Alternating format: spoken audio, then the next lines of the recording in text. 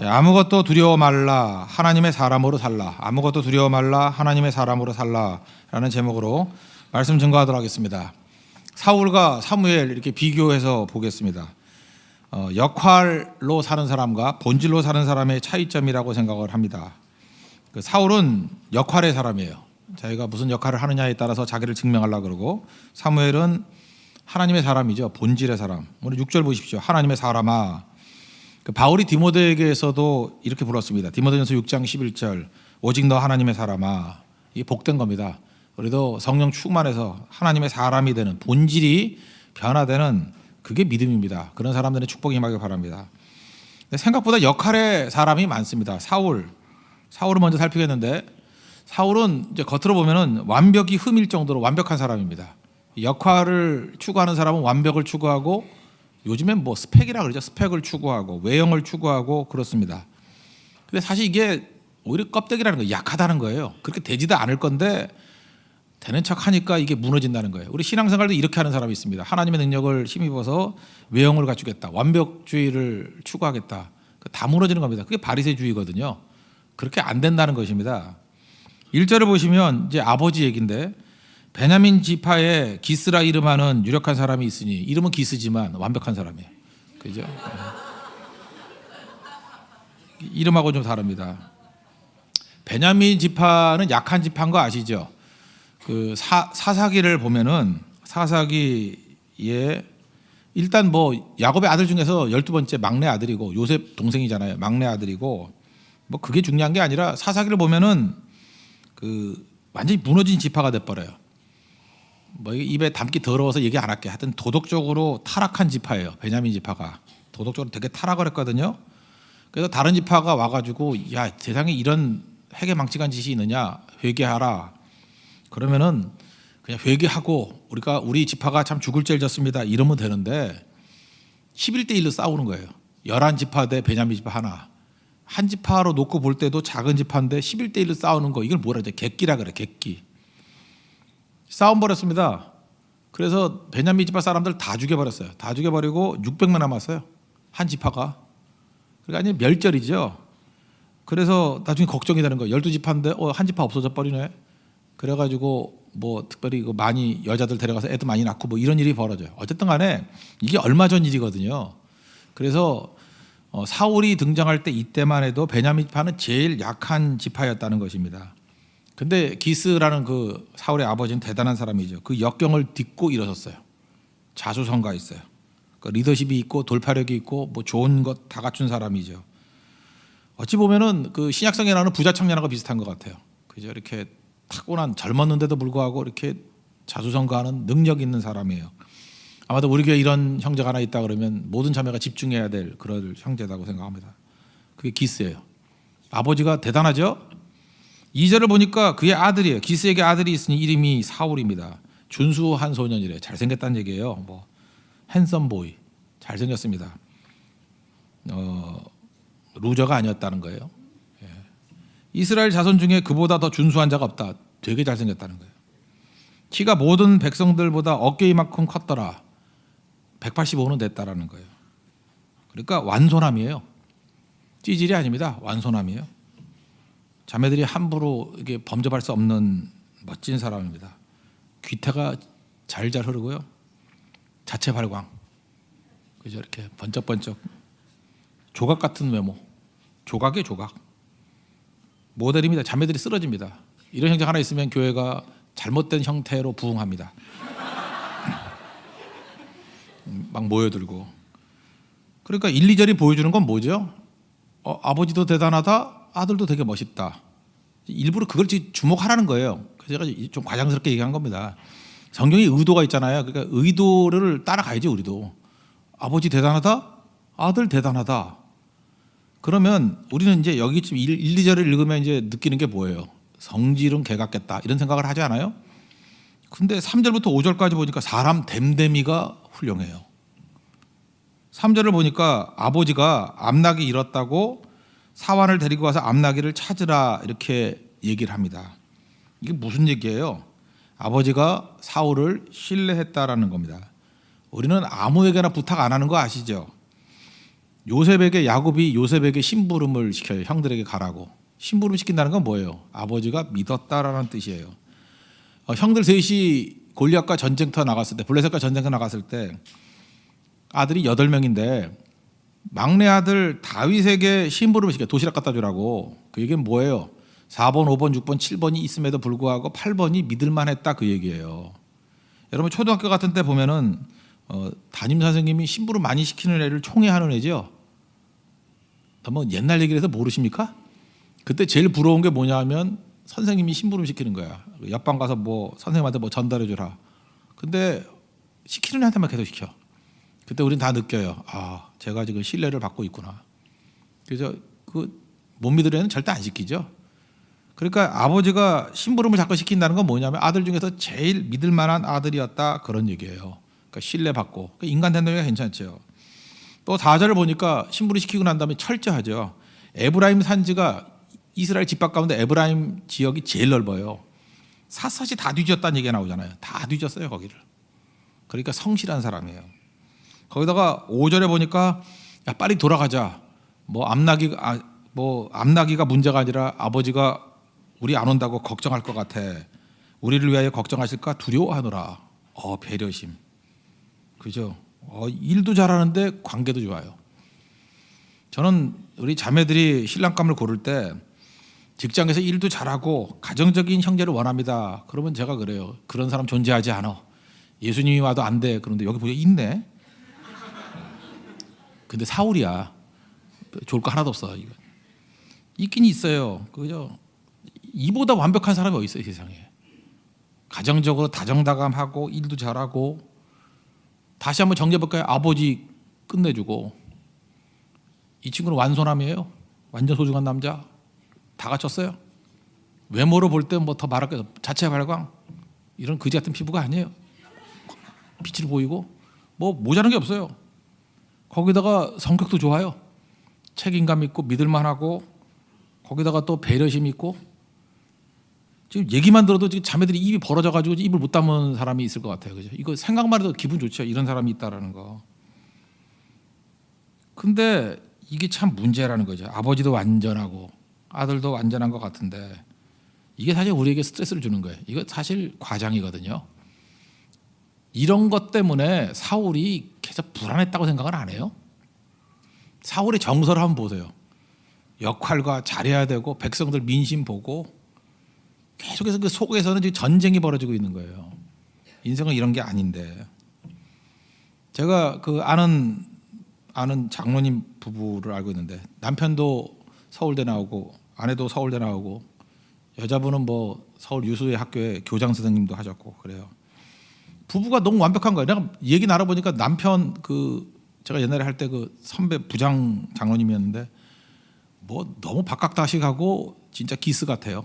아주 배려심 있고 어머니는 얼마나 인자와 또 학식이 넘치는지 교장 선생님이라니까요. 강남에 한테 유명한 학교 교장 선생님 했어요. 오랫동안. 그 집안이 굉장히 괜찮아요. 아들이 살겠어요? 아들이 살겠냐고. 걔는 전교 2등 하면 욕먹는 거예요. 다 1등만 했거든. 그러니까 힘든 거예요. 그러니까 언제나 얘는 부끄러운 아들이에요. 부끄러운 아들. 그때 뭐 인터넷도 아니었는데 그 뭐였죠? 뭐 이렇게 뭐 그런 거 중독됐어요. 뭐 이렇게 통신망에 중독돼서 맨날 게임만 하고. 그러니까 그럴 수밖에 없는 거예요. 자기는 부족하니까. 여러분 신방을 가보면요 정말 병든 가정 많습니다. 자녀들이 있거든요. 쭉 자녀들이 한 셋이 있는데 그러면 소개를 어떻게 해줘야 돼요?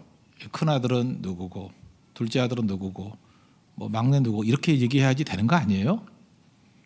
근데 어떤 집 가면요 학력 순으로 소개하는 집이 있어요. 막내인데 공부 제일 잘했대. 걔 소개해요. 그 둘째 소개. 얘는 지금 대기업 어디에서 잘 나가고 있대. 그래서 뭐 이제 해외 뭐 내년이면 간다 그러고 뭐 이런 식으로 이렇게 우리가 보통 부러워할 만한 그런 걸 얘기해요. 그리고 얘는 큰 아들이래.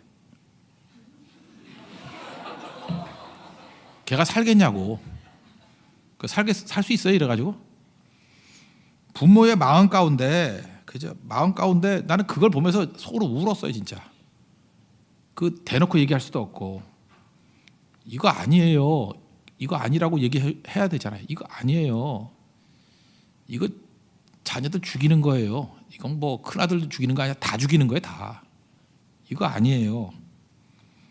이런 무너지는 거예요, 무너지는 거. 지금 겉으로 볼 때 우리 한국 사회가 지금 사고의 집안 같이 이렇게 돼 있는 거예요. 아버지 대단하고 아들 대단하고. 잘 나갈 때 문제 없어요. 잘 나갈 때 문제 없는데 이 완벽주의의 문제가 뭔지 아십니까? 항상 잘 나가지는 못하잖아요. 나를 주목하지 않고 완벽이 무너졌을 때, 더 이상 노래할 수 없을 때, 슬픔이 올 때, 고난이 올 때, 공격당할 때, 그때 무너지는 거예요. 껍데기니까. 내실이 하나도 없으니까. 그런 의미에서 여러분들 이게 무너지고 깨지더라도 다시 일어서는 거 훈련해야 돼요.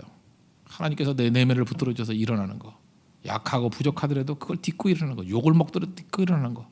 그 사람 안 넘어져요. 그런 게 있어야 된다는 거예요. 기성세대가 맨날 그런 얘기를 하죠. 6.25 때 무슨 고생을 했는지 아냐. 뭐 제 나이 때만 해도 그런 얘기 할걸요. 연탄가스 중독됐다가 일어났다 뭐 이런 거 맨날 그런 얘기만 들잖아. 그러면서 은근히 그러죠. 젊은 애들 니네들이 부족한 게 뭐야. 뭐 돈도 많고 뭐 다 있는데 너희들은 왜 헝그리 정신이 없니? 된다고요. 배고프지 않은데 어떻게 헝그리 정신이 있어요? 헝그리 정신은 헝그리해야 그 헝그리 정신이 생기지. 지금 젊은 애들은 굶는 시대가 아니었거든요. 우리 반이 초등학교 때는 한 80명쯤 됐어. 80명, 90명인가. 이름 다 외울만 하면은 한 학기 끝나고 그래요. 뭐 다 못 외웠어요. 그것도 두 개 뭐 아침반, 오후반 해가지고 뭐 나눠 있고. 하여튼 볼에서 하여튼 맨 보이는 게 사람이었어. 사람이 너무너무 많아가지고.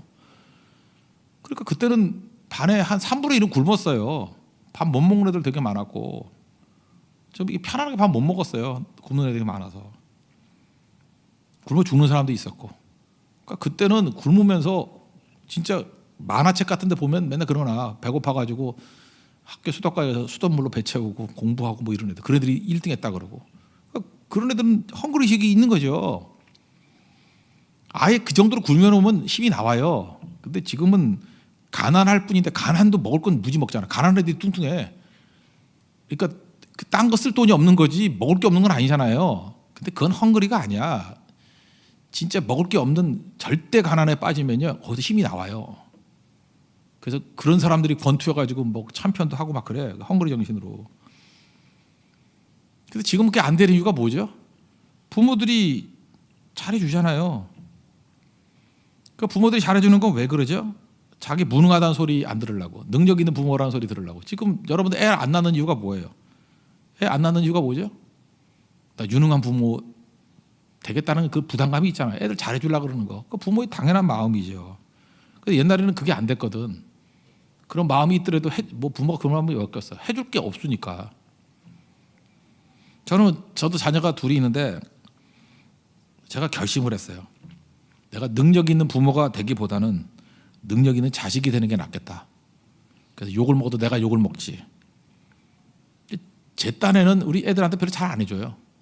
뒷받침 안 해줘. 초등학교도 사립 뭐 교회에서 보내라 그러는데 이제 공립 보내고 뭐 별로 대준 것 같지 않아. 그냥 사실 이리저리 뛰면은 뭐 취업도 이렇게 알선도 할 것 같은데 우리 애들 나한테 기대도 안 해. 알아서 해 네가. 절대 손 안 대요. 굶어 죽더라도. 내 목표는 딱 하나예요. 능력 있는 부모를 증명하기보다는 능력 있는 자식으로 서는 게 나아요. 그게 헝그리 정신이거든.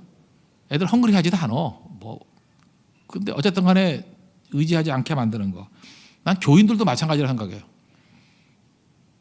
뭐 훌륭한 목회자 밑에 잘 보세요. 목회자만 훌륭해. 교인들 다 쪼다고. 저는 그런 거보다는 저런 한심한 목사 밑에 왜 교인들이 참 좋다. 그게 낫죠. 목회자가 좀 이렇게 모자른 게 낫지. 교인들이 훌륭하다 그런 게 낫지. 부모가 그 의식까지 해야 돼요. 근데 이게 불안하니까 서로 이게 포장하는 거예요. 자기 괜찮은 것 같이. 완벽주의의 작별을 고하다. 이 코넬리아 마크라는 사람이 쓴 책이 있는데 이런 책들 한번 볼 필요성이 있어요. 우리는 극단적인 완벽주의, 완벽주의는 가짜예요. 인간은 완벽할 수 없는데 완벽할 척하는 거예요.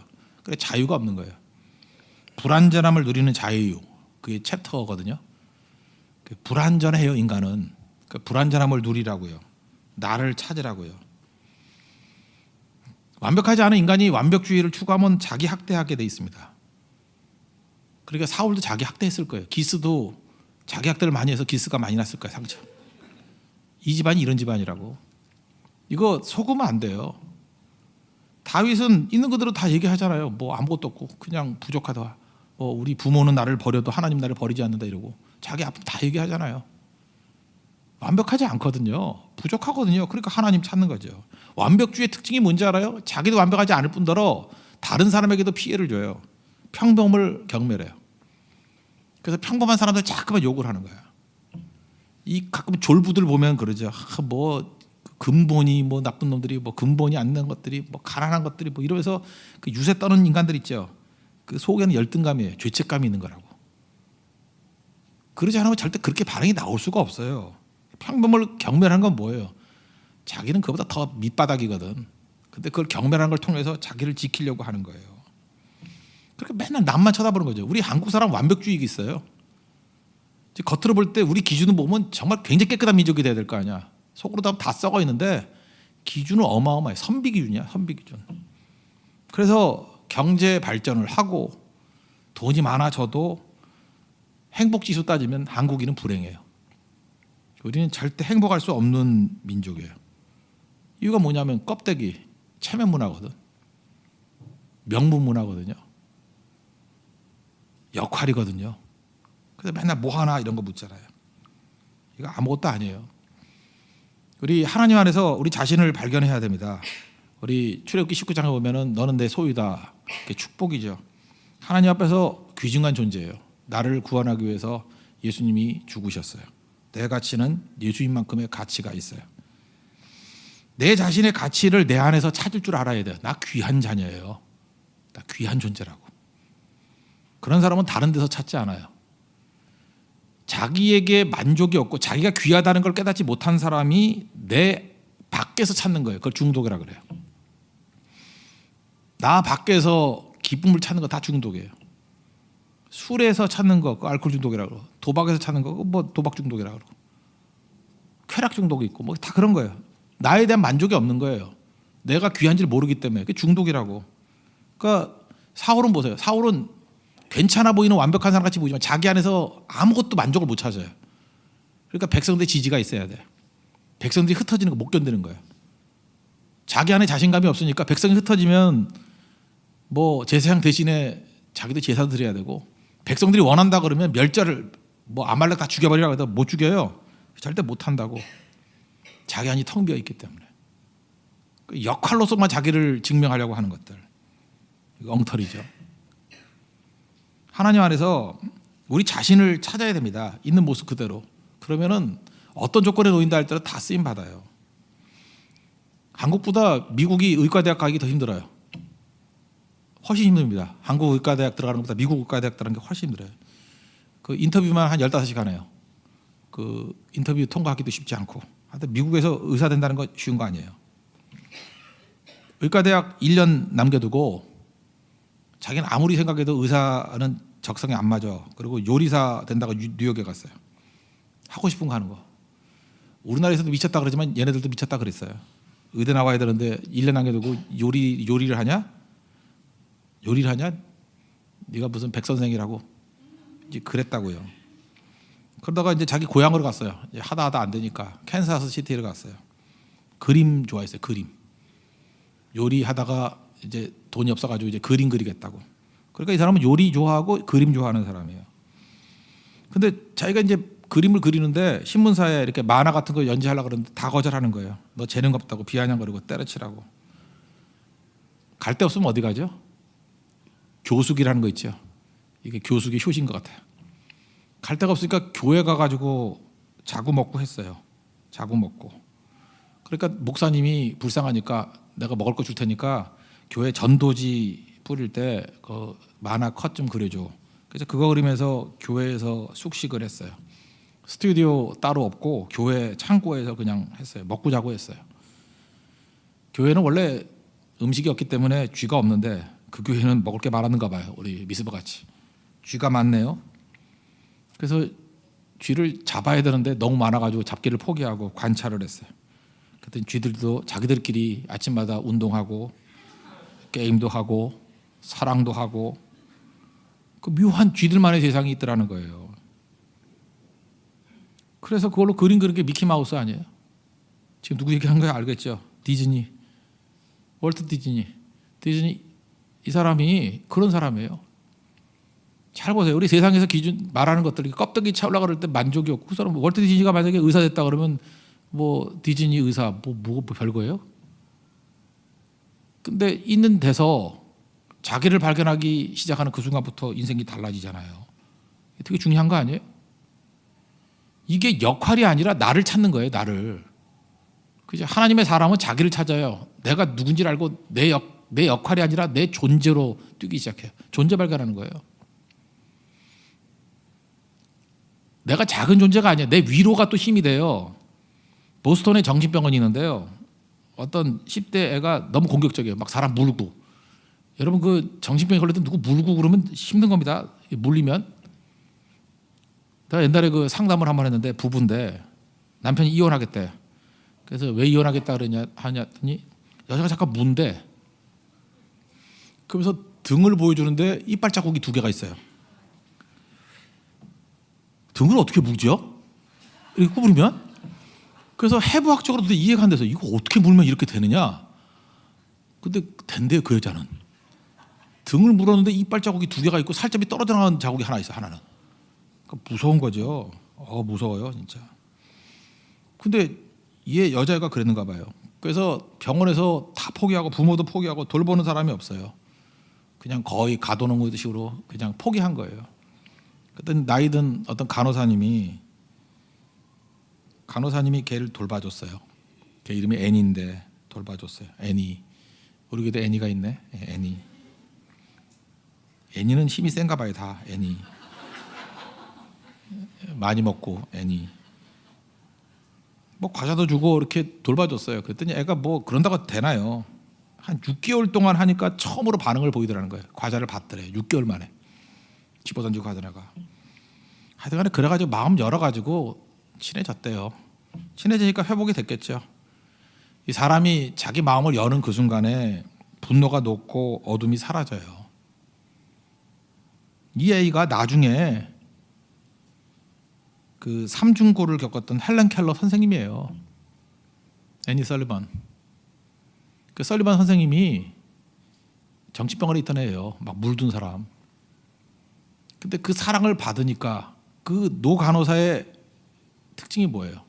내가 부족하지만 사랑받으면 변화될 수 있을 만큼의 능력 있는 존재라는 걸 믿었기 때문에 그런 거 아니에요? 작은 게 아니라는 거. 자기 발견한 거죠. 내가 귀중한 존재라는 거. 그때 한 영혼 살리잖아요. 그러니까 나 같은 사람도 살 수 있다는 걸 깨달으니까 헬렌 켈러 보면은 숨이 턱턱 막혀야 될 거 아니에요. 이거 어떻게 이런 사람을 내가 감당을 해. 근데 애니 설리반은 가능해요. 자기 더했던 존재거든. 이게 일종의 운디드 힐러 아니에요? 상처 입은 치유자. 이거는요 자기 존재를 깨달을 때부터 나오는 거지 그러지 않으면 아무것도 안 되는 거예요. 교회가요 사울 같은 캐릭터 만들면 안 됩니다. 껍데기 만들고. 지금도 결혼이 안 되는 이유가 뭐냐면 맨날 뭐 포함해서 뭐 준비되느냐, 돈 있느냐, 직장이 어디냐, 뭐 얼굴이 어떠냐, 그 다 아무것도 아닌데 진짜 중요한 게 뭐냐, 나를 발견한 사람이 진짜 인재예요. 내가 하나님 앞에서 복된 존재라는 걸 깨닫는 인생. 그거 아니면요 고난 못 견뎌요. 맨날 멘붕 그래가지고 아무것도 아니라 팍팍 쓰러지고 못 일어나고 그러는 거죠. 그 다음 사람 보세요. 사무엘. 이 사람은 본질의 사람이에요. 여기 6절 보니까 하나님의 사람 이렇게 얘기하잖아요. 사실 환경적으로 볼 때는 사무엘이 훨씬 나쁘죠. 태어날 때부터 받쳐졌잖아요. 엄마 사람 몰라요. 젖대고 난 다음에 성전에 이 성막에 갔어요. 성막에서 누가 돌봤을까요? 뭐 아저씨도 돌봤을 거 아니야. 성막에는 여자들 없거든요. 제사장들밖에 없으니까. 그 아저씨들이 돌봐야 얼마나 돌보겠어 그거.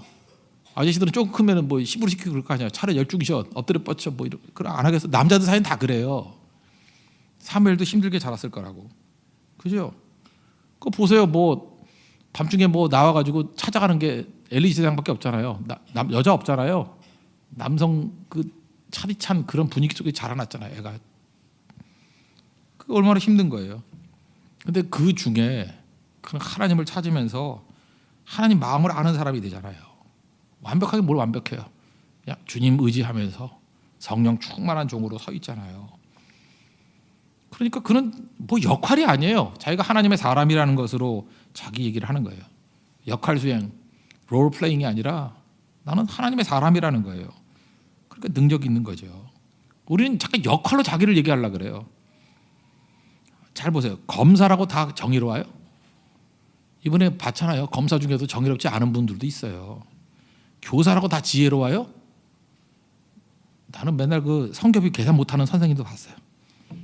중학교 선생님인데 그 계산 못해요. 그거. 목사라고 다 거룩해요? 그거 아니라고 다 알잖아요. 목사도 똑같은 죄인이고 더한 거고 다 그러잖아요. 근데 우리는 이 존재 얘기를 해야 되는데 검사가 됐든 교사가 됐든 목사가 됐든 간에 하나님 앞에서 거룩하고 지혜롭고 정의로운 존재로 서야 되는데 우리 그걸 하니까 역할로 생각하는 거야. 너 뭐해? 검사야. 너 뭐야? 교사야. 뭐 이런 식으로 역할에 다 미쳐 있어요. 역할이 그 사람 존재 아닌데 자리에 미쳐 있어요. 자리에 어떤 포지션에 있는가. 그게 뭐 중요해요. 그 자리만 없어지면 아무것도 아닌 거지. 그러니까 하나님의 사람이 돼야 된다는 거예요. 하나님의 사람이. 하나님께서 우리 역할하라고 우리를 보낸 게 아니에요. 여러분 한번 생각해보세요. 자녀를 낳았어요. 아들과 딸이 역할이에요? 존재지. 역할해야 아들이에요? 역할해야 하지만 딸이에요? 존재지. 내 사랑하는 아들이고 내 사랑하는 딸이지. 하나님께서 우리를 하나님의 사람으로 부른 거예요. 역할로 부른 게 아니고. 근데 우리는 끊임없이 역할을 하니까 그게 종의 의식이죠. 종도도 하고 있는 거죠. 그거 아닙니다. 이거 언제 깨닫게 돼요? 어려움 당해놓으면 알아요. 어려움 당해놓으면 아들은 아들이고 딸은 딸이에요. 역할하는 놈들은 다 사라져요. 그건 아무것도 아니죠. 아무것도. 하나님 앞에 그 완벽하다는 건 뭐냐면 역할을 할 때 완벽이 나와요. 아들과 딸이 완벽을 추구해요? 나 완벽한 아들 될 거야. 나 완벽한 딸 될 거야. 그래요? 아니죠. 부모님께 효도하고 사랑하는 아들 될 거예요. 이렇게 나가는 거지. 내용이 달라요. 내용이. 하나님의 사람과 역할은 내용이 다르다고. 아까도 얘기했잖아요. 제 역할이 뭐예요? 역할이 없기 때문에 성결 안 가요. 이건 사울 그림자예요. 하나님의 자녀로 가는 거예요. 하나님의 사람으로 가는 거예요. 가면 바뀌어요. 빛이 가면 어둠이 물러가게 돼 있다는 것입니다. 그러면 이 하나님의 자녀는요. 아무것도 없다 할지라도 백지 상태라 할지라도 하나님이 함께 하시기 때문에 일은 할 수 있어요. 그 오바마 때문에 유명해진 그림이 하나 있죠. 그 2004년도에 뭐 이렇게 선거운동 하기 시작할 때인데 그 조지 프레드릭 와츠가 그렸다는 호흡이라는 호흡. 희망. 거기 에 지구본이 있고 어떤 연약한 여자가 눈 멀었는가 봐. 눈 가려져 있고 누더기 있고 온몸에 상처가 있고 근데 손에 비파가 있어요. 비파는 7줄인데 6줄이 끊어졌어. 줄 하나 남았어요. 그때 연주하고 있어요. 처음엔 이것을 절망이라고 이름을 지으려고 그랬대요. 근데 아니라고. 와츠는 이게 희망이라고. 희망이 뭐예요? 한 줄 갖고 연주하는 거예요. 그걸 포기하지 않고. 이게 하나님의 사람은 이렇게 해요. 내게 능력 주시냐 내가 모든 것을 할 수 있다. 절망하지 않아요. 한 줄 갖고도 얼마든 연주할 수 있어요. 이거 원래 오바마 다니는 교회 담임 목사님이 했던 설교래요. 제레미어 라이트라는 목사님이 설교했던 거. 이거 메모해가지고 전당대회 할 때 이거 설명해가지고 오바마가 뜨게 된 거 아니에요. 근데 사실은 이 와치의 이 호프라는 그림은 우리나라 원로 목사님 중에서 한경진 목사님이 제일 좋아하던 그림이에요. 영락교회에서 이 그림 놓고 설교를 제가 이렇게 체크를 해보니까 한 6번을 하셨더라고. 이 그림 한번 띄워주십시오. 이거 뭐 보셨던 것 같은데 기억나세요? 한경진 목사님이 항상 이거 보면서 본인이 폐병으로 연약할 때마다 이게 희망이라는 거예요. 하나님께서 이게 나라는 거예요. 나. 한경진 목사님 그랬어요. 이게 나라고. 또 어떤 때는 이게 우리 민족이라고. 이게 우리 민족이라고. 우리 민족이 이 꼴입니다. 전쟁 이후에 이 꼴입니다. 일제시대 때 이 모습입니다. 이게 내 모습입니다. 그러나 우리 하나님께 소망을 두고 일어섭니다. 왜? 우리 하나님의 사람이니까. 이런 사람도 일어설 수 있습니다. 잘 보세요. 소망 붙은 사람 다 일어났잖아요. 한경희 목사님 일어났고 오바마도 이것 때문에 일어나게 된 거 아니에요? 실제로 예수 믿지 않는 이란에서는요, 이걸로 우표 만들었어요. 이슬람 국가적인 우표. 그래서 백성들 힘을 내라고. 이집트에서도요, 웃기죠. 그 6.1 전쟁 지고 난 다음에 이거 우표 만들었어요. 그래가지고 군인들에게 나눠줬대요. 다시 힘내라고. 무슨 얘기입니까? 누구에게나 필요한 게 뭐죠? 자기가 얼마나 귀중한 존재를 깨닫게 되는 거. 그거보다 중요한 건 없다는 것입니다. 여러분, 우리가 하나님 앞에서 제일 설 수 있는 가장 중요한 모습은 성령 충만함으로 하나님의 사람으로 서는 거예요. 역할, 이것저것 역할을 다니면 사울의 그 한계선을 절대 넘을 수 없습니다. 하나님께서 나와 함께 하시고 내게 성령의 능력을 주시면 가장 연약한 사람, 부족한 사람에게 성령의 능력을 주시면 뒤집힌다는 거예요. 그 사람이 우월해져서 뒤집어지는 거예요. 그게 영적 혁명입니다. 우리 모든 백성들은 영적 혁명을 일으키는 거예요. 마귀는 여러분에게 절망을 줍니다. 다 갖추고 있는데도 불구하고 안 된다 그래요. 다 갖췄는데도 불구하고 너는 끝났다 그래요. 아니에요. 하나님께서 다시 시작한다는 거예요. 절대 끝난 게 아니라는 것입니다. 하나님의 약속입니다. 그 약속 붙들고 일어설 수 있는 사무엘 같은 하나님 사람들은 축복이 임하기를 기원합니다. 예, 모두 자리에서 일어나겠습니다. 아무것도 두려워 말라. 우리 찬양하고 기도하겠습니다.